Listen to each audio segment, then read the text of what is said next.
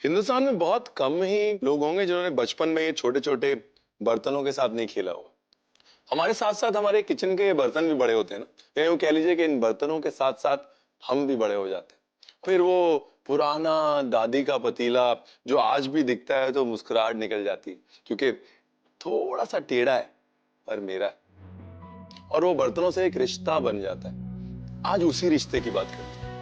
वो बर्तन जो दिल के बहुत करीब और आंखों से ओझल होते ही एक बार को टेंशन हो जाती कि खाना कैसे बने, क्योंकि वो अपने अपने से हैं। आज स्वाद का रिश्ता उन किचन के बर्तनों से।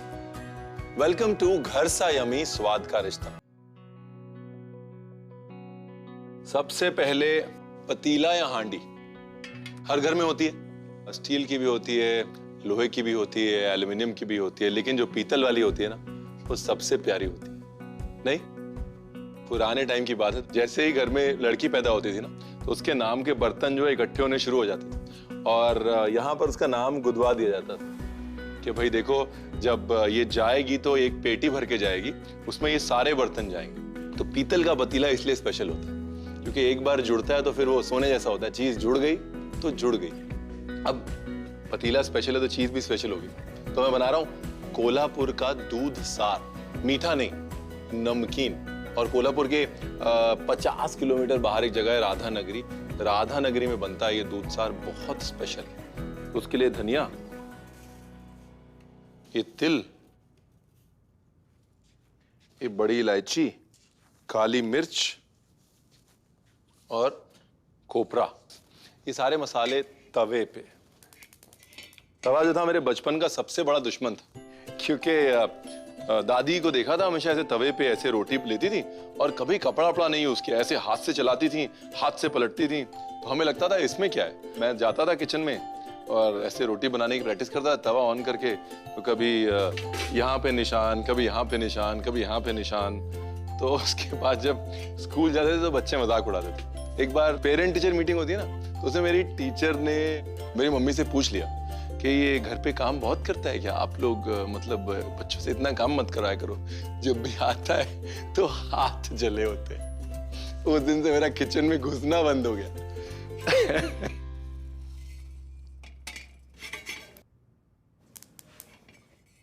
चलो जी, अब बस मसाला रेडी है, अभी पीसना है इसको। बस एक साबुत लाल मिर्च डालनी है उसमें, जो मैंने बिग बाजार से खरीदी। चलिए, ये गई लाल मिर्च, बस हल्का सा भूनना है। अच्छा, अब इस मसाले को सिलवट्टे पे पीसना है। हल्का सा पानी डाल के सिलवट्टे पे पीसना है। बिल्कुल फाइन पेस्ट ना हो, लेकिन दरड़ा दरड़ा पेस्ट जरूर हो जाए। सिलवट्टा भी एक ऐसी चीज है जिससे मेरी दोस्ती बड़े टाइम में हो। गलती सारी मेरी दादी की थी। पहले वो सिलवट्टे पे ना दांत बनाने वाला आता था, तो महीने में एक बार आता था। तो पहले तो दादी ने मुझे बड़े शौक से सिलवट्टे के साथ खेलने दिया। फिर उन्होंने देखा कि मैं क्या करता हूँ, सिलवट्टे को घिस देता हूँ, दांत सारे मर जाते हैं, पिसता कुछ नहीं है। उनको पता था कि भाई सिलवट्टे पे दांत लगाने वाला आने वाला है, तो उसके 6-7 दिन पहले मुझे जो मर्जी करना होता है करने देते थे। लेकिन जब नया नया दांत लगा सिलवट्टा होता था, पहले 2-3 हफ्ते मैं टच नहीं कर पाता, वरना सारा सिलवट्टा प्लेन हो जाता। लेकिन ये अगर दादी देखती ना तो बड़ी खुश होती। ऐसे हुई हमारी सिलवट्टे के साथ दोस्ती। दूध सार की कहानी यूं है कि कोल्हापुर से 50 किलोमीटर पहले गांव है राधानगरी। बहुत सारे ट्रेडर्स यानी व्यापारी कोल्हापुर आते थे। अब कोल्हापुर अपने नॉन वेजिटेरियन मराठा खाने के लिए मशहूर। धीरे धीरे बहुत सारे व्यापारी जो राधानगरी में बसे, एक संस्कृति शुरू करी जो कि वेजिटेरियन खाने की। दूध को इस्तेमाल करते हुए उन्होंने एक बढ़िया सी नमकीन डिश बनाई। तो ये थी दूध सार की कहानी। ये जरूरी है, आलू सारे काले पड़ जाएंगे, आलू काले पड़ जाएंगे तो दूध काला पड़ जाएगा, दूध काला पड़ जाएगा तो चीज वैसी नहीं बनेगी जैसी आप चाहते हैं।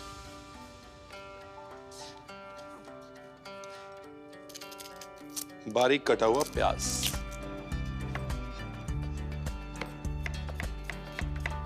सब तैयारी हो गई।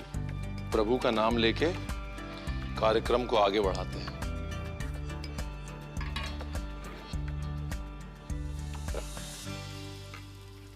तेल में प्याज अच्छा, प्याज की जो है वो हींक मारनी है। हींक मतलब जो एक कच्चापन जो है वो खत्म करना है और हल्की सी मिठास जैसे निकल आएगी वैसे ही मामला तैयार। रंग नहीं देना प्याज को।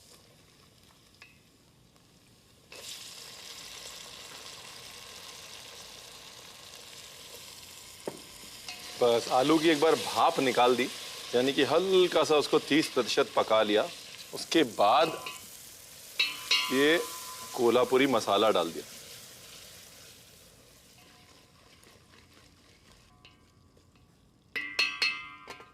तो कोल्हापुरी मसाले में बेडगी मिर्च, रंग वाली मिर्च, खसखस, तिल, काली मिर्च, मेथी, सौंफ, जीरा, धनिया, नारियल, तो इस सब का पाउडर बना के ये मसाला बनाया है।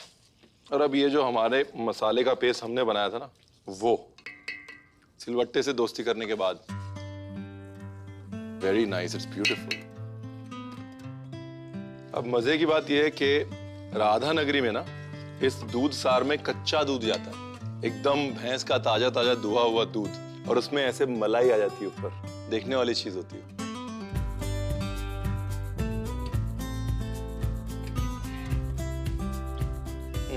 आलू गल गया मतलब सार तैयार।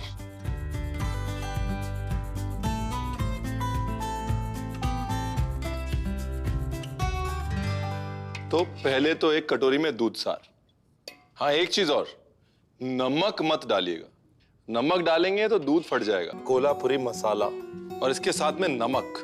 नमक हमेशा साइड में। तो इसको ऐसे सर्व करते हैं, साथ में एक खाली गिलास होता है और साथ में भाखरी होती है। पहले ये पूरा दूध निकाल के गिलास में डाल लेते हैं, उसके बाद जो आलू बचता है उसको भाखरी के साथ खा लेते हैं। है ना बेमिसाल डिश, और बनी ये बेमिसाल पतीले में, जिसके साथ जुड़ी हुई हैं बेमिसाल यादें। आपको रेसिपी याद है ना? याद कर लीजिए एक बार। दूध सार बनाने के लिए एक गरम तवे पर धनिया के बीज, तिल, काली मिर्च, लाल मिर्च, बड़ी इलायची भूनने के बाद इसे पीस लें। एक पतीले में तेल, बारीक कटा हुआ प्याज, कटा हुआ आलू, कोल्हापुरी मसाला और पीसा गया मसाला डालकर कच्चा दूध मिलाएं और इसे पका लें। दूध सार तैयार है। इसे कोल्हापुरी मसाले और नमक के साथ पेश करें। तो फैसला हो गया। क्या है ना, हर चीज की बड़ाई हो गई, कढ़ाई की बड़ाई नहीं हुई। तो कढ़ाई की बड़ाई करते हैं। कढ़ाई में सबसे अच्छा क्या पकता है? हलवा। हलवा बनाता है? नहीं नहीं, बहुत ज्यादा मीठा हो जाएगा। भरता? नहीं, बैगन नहीं। कद्दू, वो भी बनारस वाला खट्टा मीठा कद्दू।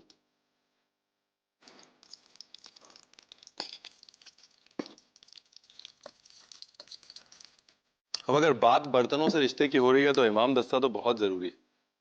इमाम दस्ता, हमाम दस्ता, खलबत्ता, मतलब हर घर में एक होता है। वैसे हमाम दस्ते आजकल कॉपर के आ रहे हैं, स्टील के आ रहे हैं, लेकिन सबसे पहला हमाम दस्ता जो बना होगा वो पत्थर का बना होगा, क्योंकि सबसे पहले इंसान ने पत्थर इस्तेमाल करना शुरू किया, पत्थर में कुकिंग करनी शुरू करी, इसके बाद मेटल्स आए।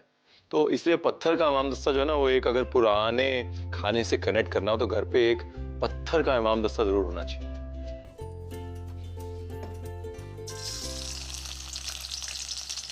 बनारस में मतलब ये इम्पॉसिबल है अगर पूजा हो और कोहड़ा ना बने। कोहड़ा मतलब कद्दू, और वो बगैर लहसुन प्याज का बनता है। तो बस थोड़ा सा अदरक, उसमें सौंफ। सौंफ बहुत जरूरी, वो इसलिए कि खट्टा मीठा बनता है ना, तो मीठे को बैलेंस करने के लिए सौंफ। जीरा, मेथी, हींग,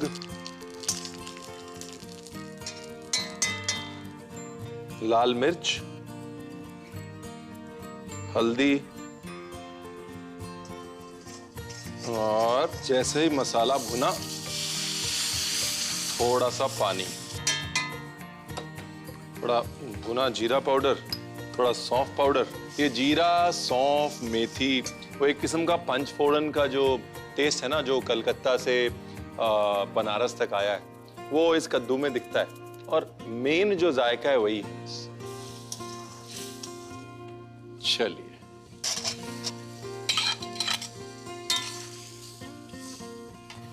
अब अगर बर्तनों की बात करें तो ये तीन किस्म के बर्तन हम किचन में ज्यादा यूज करते हैं, या तो हांडी या कढ़ाई या तवा। हर बर्तन को इस्तेमाल करने का एक तरीका है और हर चीज हर बर्तन में नहीं बन सकती। क्यों, वो मैं बताता हूँ। देखिए, पतीले में ये एडजेस होती है ना, इसके लिए भुनाई जो है वो पतीले में बराबर से नहीं हो सकती। क्या है, चीज बार बार किनारे लगेगी और किनारे लगने के बाद फिर उसको स्क्रैप करना पड़ेगा। तो पतीले में क्या होता है, वो चीजें जिन्हें लंबे समय तक पकाया जाना है, जिनमें पानी की मात्रा ज्यादा है, वो पकाई जाती है। जिसमें भूनने की जरूरत है, वो लाजमी सी बात है कढ़ाई में पकाई जाती है, बिकॉज कढ़ाई में कोई किनारे नहीं होते, तो इसके लिए बराबर से सब तरफ भुनाई हो जाती है। और सबसे कम समय तक जो चीज पकनी है वो तवे में जाती है। तवा जो है उसकी खूबी ये है कि फ्लैश फ्राइंग बोलते हैं ना हम लोग, कि बस छुआ और हो गया। तो तवा सब्जी जो है वो हमेशा खड़ी खड़ी रहती, क्योंकि ज्यादा समय नहीं दिया जाता। बनारस में कोई भी किसी भी घर में पूजा हो, किसी भी घाट में, किसी भी घर में, किसी भी गली में, कहीं भी पूजा हो, तो कद्दू पूरी जरूर बननी होती है। और अब तो खैर स्टेशन वेशन पे भी मिलती है, बाहर जाओ तो भी मिलती है। लेकिन जो बनारस के घर की कद्दू पूरी की बात है ना, वो मजा बाहर नहीं। तो वैसे तो बनारस का बहुत कुछ फेमस है। दाल मंडी का नॉनवेज है, मलइयो है, कचौड़ी है, जलेबी है, वो या फिर दीना चाट है। लेकिन ये जो कद्दू पूरी है ना, ये स्पेशल घर की है ना। तो एक बार ये कद्दू गलना शुरू हो जाएगा, उसके बाद थोड़ा सा गुड़ और थोड़ी इमली डाल के और पकाएंगे, वो खट्टा मीठा फ्लेवर आएगा। उसके बाद पकाते पकाते बस यूं के थोड़ी ग्रेवी जो है वो कद्दू से ही बन जाए, बस वहां तक लेके जाना है।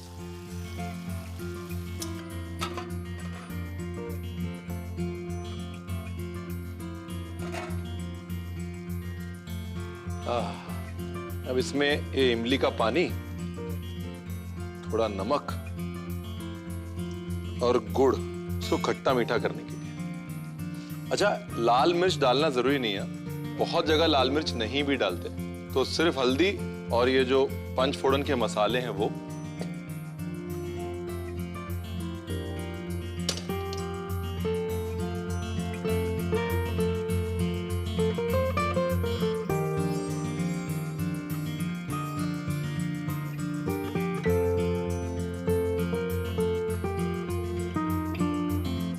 तो अगली बार जब बनाएंगे ना, तो 1 किलो कद्दू में 4 किलो प्याज की बजाय 5 किलो प्याज डाल दीजिए। देखा, मुझे पता था आपने रेसिपी बराबर से नहीं दी। अरे इसमें प्याज नहीं पड़ता। एक काम करिए, वापस से देख लीजिए, वरना आप कहेंगे रणवीर आपने बताया नहीं।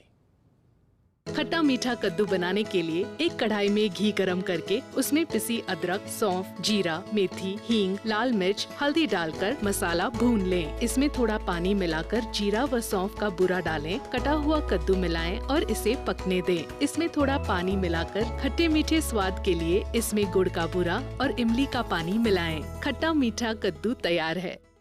छोटा वाला पतीला मिल गया, बीजी इसमें घी बनाते थे, और साथ में प्रेशर कुकर भी मिल गया जिसमें हम पुलाव बनाएंगे। और ये कबाब कोफ्ता मसूर पुलाव बनाने के लिए मैं यूज करूंगा यूकुक सीबो X1 प्रेशर कुकर। तो ये रेसिपी जो है हमारे घर से नहीं है, ये रेसिपी वो अली भाई है ना जो टीवी पे हंसाते हैं सबको, उनकी अम्मी ने बनाई खिलाई थी हमको। इतनी कॉम्प्लिकेटेड रेसिपी, मैंने कहा आंटी कमाल कर दिया आपने, इतनी अच्छी रेसिपी बनाई है।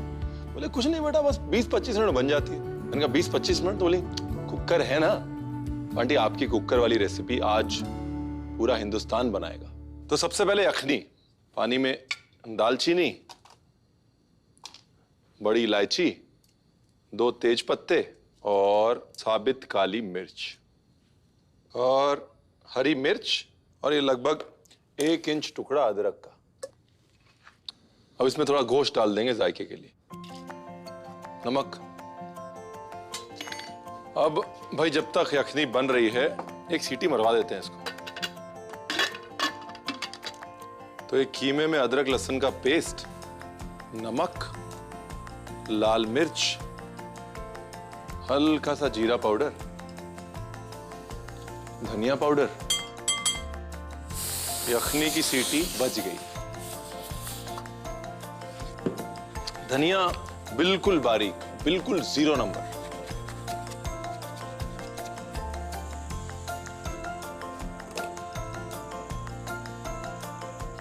बराबर से इसको मसल लेना है। इसके ऐसे बस छोटे छोटे कोफ्ते, बिल्कुल ऐसे मुठिया की तरह। यखनी तैयार। ये आमतौर पे यखनी को इतना टाइम लगता है, प्रेशर कुकर से ना शॉर्टकट यखनी बन जाती है। बन गई ना शॉर्टकट यखनी। बस अब क्या है, कोफ्ते लेने और इसी यखनी में बराबर से पका लेना।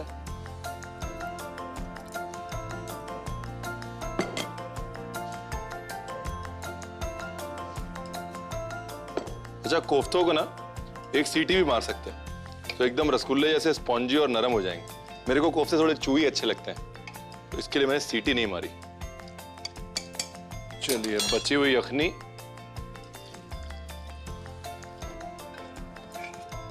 क्या खुशबू है,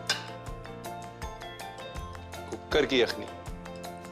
अब यही काम अगर हम हांडी में करने जाते ना तो कम से कम नहीं तो यखनी बनाने में 1 घंटा तो लग जाता।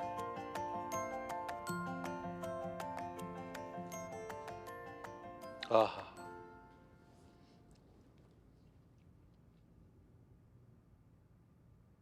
बस एक बड़ा प्याज। गृहिणी की जो नजर है और कान है वो कुकर पे ही रहते हैं, चाहे टीवी जितना तेज चल रहा हो। उनको पता लग जाता है कि सीटी बजने वाली है और सीटी बज गई। और एक सीटी के बाद कुछ नहीं होता, दूसरी सीटी के बाद थोड़ा इधर उधर देखा जाता है कि अब जाके गैस कौन बंद करेगा। और तीसरी सीटी में फिर गुस्से में घर की गृहिणी उठती है, बोलती है घर का सारा काम मुझे ही करना पड़ता है, और जाके गैस बंद कर देती है। ये है हिंदुस्तान के घर घर की कहानी, है कि नहीं? थोड़ा जीरा। प्याज जो है ना वो मीठा मीठा और पिंक होना चाहिए पकने के बाद। ज्यादा पकाया तो ब्राउन हो जाएगा और पुलाव का वो हल्का सा सुनहरी ब्राउन कलर, बिल्कुल डार्क ब्राउन हो जाएगा।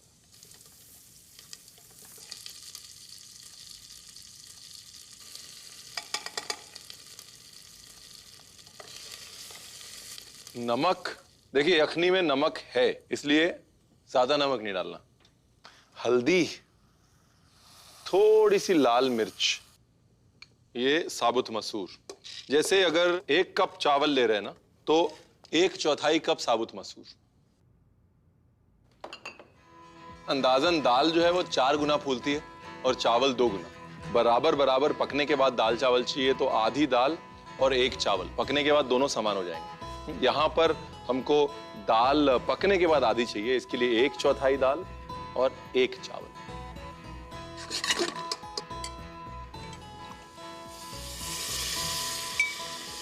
आहा, क्या खुशबू है।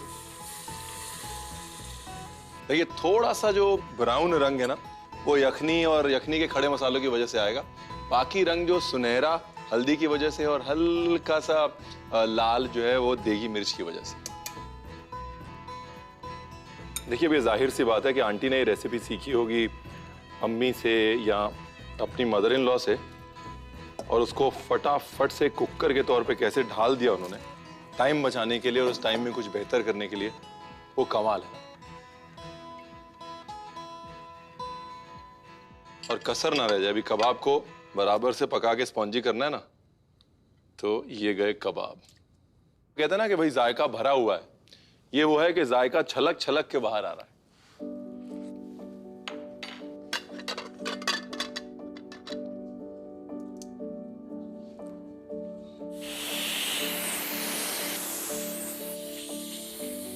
जो खुशबू है वो चिट्ठी है जिसके अंदर जायके का मैसेज हम तक पहुंचता है। क्या बात है।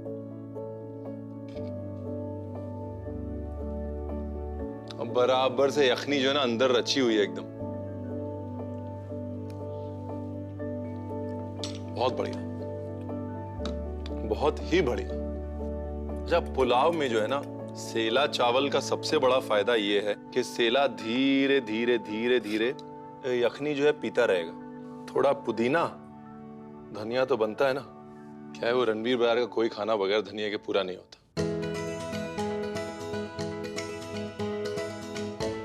अंत में ये मसाला, जावित्री, इलायची, जायफल और काली मिर्च का पाउडर, तो लगभग 1 भाग मीठे मसाले और 5 भाग काली मिर्च। ये मसाला जो है ना इस पुलाव की जान है। ये मसाला ऊपर से जरूर डाल दीजिएगा, वरना लोग खाएंगे बोलेंगे अच्छा था पर मजा नहीं आया। ये जो गिफ्ट है ना कि भाई पुरानी खानदानी रेसिपी कैसे पीढ़ी दर पीढ़ी चले, ये गिफ्ट प्रेशर कुकर ने दी। 1 सीटी 2 सीटी, कितनी सीटी थी इसमें? एक काम करिए आप सीटियां गिनिए, आता हूं। कोफ्ता मसूर पुलाव बनाने के लिए कुकर में पानी गरम करके इसमें दालचीनी, बड़ी इलायची, तेज पत्ता, काली मिर्च, हरी मिर्च, अदरक, गोश्त, नमक डालकर सीटी लगने दें। एक कटोरे में कीमा, अदरक लहसुन का मिश्रण, नमक, लाल मिर्च, जीरा, धनिया पाउडर डालकर इसके छोटे छोटे कोफ्ते बना लें और कोफ्तों को 5 से 7 मिनट तक कुकर में डालकर छोड़ दें। यखनी और कोफ्तों को मलमल के कपड़े की मदद से अलग कर लें। अब एक कुकर में घी, जीरा, प्याज डालकर इसे हल्का गुलाबी होने तक चलाएं। फिर इसमें नमक, हल्दी, लाल मिर्च, साबुत मसूर दाल डालकर इसमें भीगे हुए चावल, यखनी व अलग किए हुए कोफ्ते मिलाकर 3 से 4 सीटी लगने दें। कोफ्ता मसूर पुलाव के ऊपर पुदीना, धनिया, जावित्री, इलायची, जायफल और काली मिर्च के बुरादे को डालकर पेश करें। तो अपनी बर्तनों की मोहब्बत को बयां कीजिए, खुल के बयां कीजिए, क्योंकि आने वाली नस्ल को ये मोहब्बत विरासत में भी तो देनी है।